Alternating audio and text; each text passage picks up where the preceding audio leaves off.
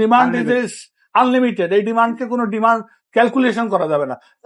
আমাদের এখনকার ফর্মুলা শুনে নেন। আমরা এখন ডিপো থেকে যে তেল পাবো সেই পাচ্ছি, সেই তেল ট্যাঙ্কে ঢালবো, যতক্ষণ পর্যন্ত কাস্টমার থাকে ততক্ষণ পর্যন্ত দিয়ে দেবো। আর ওই ভাই যে কথা বলেছেন, কোন পেট্রোল পাম্প যদি তেল ট্যাঙ্কে থাকা অবস্থায় না দিয়ে থাকে, ইট ইজ এ ক্রাইম। আর again I tell you, it's a crime. তার জন্য যে পানিশমেন্ট হয় হোক। উনি বলেছেন 80 to 82% তেল পাম্প নাকি বন্ধ। যে পাম্পগুলো বন্ধ, আমি আপনাকে অনুরোধ করবো, প্লিজ আমাকে একটা ফোন দেবেন, একটা পাম্পের ট্যাঙ্কে মেপে দিয়ে দেখবো, আমি আপনার সাথে যাব, যে সেই পাম্পটা আমি দেখবো যে সে কত বড়, তার ঘাড়ে কয়টা মাথা। উনি যেটা বলছেন ফিলিং স্টেশনের ম্যানেজাররা বলছে পর্যাপ্ত তেল পাচ্ছে না, সেটা তো অবশ্যই ঠিক। ওই যে উনি বলছেন না, যদি আমাকে তেল দেয় সকালবেলায়, আমার তেল এসে পৌঁছবে 2-3টে বাজছে, আমি তেল বিক্রি করার পরে যদি তেল না থাকে তখন বাস টাঙাবো ছাড়া কি টাঙাবো বলেন তো? তেল যদি ট্যাঙ্কে না থাকে, এমন যদি হয় তেল থাকা অবস্থায় বাস টাঙায় রাখছে, ডেফিনেটলি দ্যাটস এ ক্রাইম। সরকার কি আপনাদেরকে পর্যাপ্ত চাহিদা অনুযায়ী তেল দিচ্ছে না? অবশ্যই দিতে পারছে না, তা because it's a world crisis. হ্যাঁ, এটাকে তাকে তো রেশনিং ব্যবস্থায় আসতে হবে।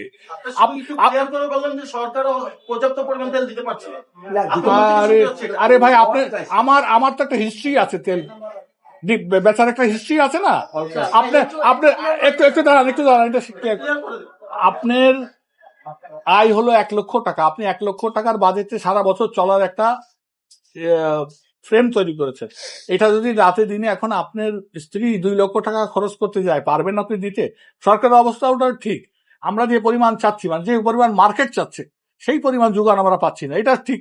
কিন্তু আমাদের অতীত ইতিহাসে যেটা আছে, আমাদের ট্র্যাক রেকর্ডে আছে, সেই ট্র্যাক রেকর্ড অনুযায়ী আমাদেরকে দিচ্ছে, কোনো কোনো অংশে কিছু বেশিও দিচ্ছে।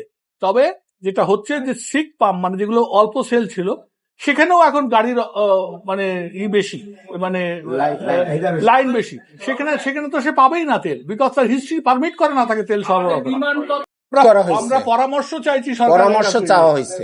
বিষয়টা হলো সারা বিশ্বে, please look at the whole world, তারা এই টাইম ফ্রেম মেনেই চালাচ্ছে। তারা জনগণের জন্য পাবলিক বাসের ভাড়া উঠাই দিচ্ছে, গাড়ি যাতে বের না করে। কি জন্য করছে? কারণ তো নিশ্চয় আছে। আপনার এই যে 2টা থেকে 3টা, কে দায়িত্ব নিবে বলেন তো? যদি পাম্পে আগুন ধরা দেয়, মারামারি করে, আপনারা এত বড় দুর্ঘটনা, একটা পেট্রোল পাম্পের ম্যানেজার রাত্রেবেলায় তেল দিয়ে বাড়ি যাওয়ার মধ্যে তাকে গাড়িতে চাপা দিয়ে ফেলল। কত ক্রোধ, কত থাকলে এই ঘটনা ঘটতে পারে? Can you take this responsibility যে দুর্ঘটনা আগুন জ্বালায় যায় কোনো পাম্পের কর্মচারী? কেন রাতেই তো সব দুর্ঘটনা ঘটে। এখন আপনারা বলতেছেন এটা আমরা আমাদের প্রস্তাব করেছি, আমরা উস্কেও দিচ্ছি না। আমাদের পাম্পের ট্যাঙ্কের মধ্যে যতটুকু তেল থাকে, সরকার এই কথাও বলেছে, যদি তেলের মূল্য বৃদ্ধি পায়, যার ট্যাঙ্কে যা আছে সব বেচে তারপর নতুন মূল্য ইমপ্লিমেন্ট করতে। আপনারা যদি তেলের মূল্য ঘোষণা হয়, তেলের মূল্য বৃদ্ধি বা কমলো, তখনকার যে প্রেশার, এই প্রেশার কি আমরা নিতে পারবো? আপনারা কি দায়িত্ব নিতে পারবেন?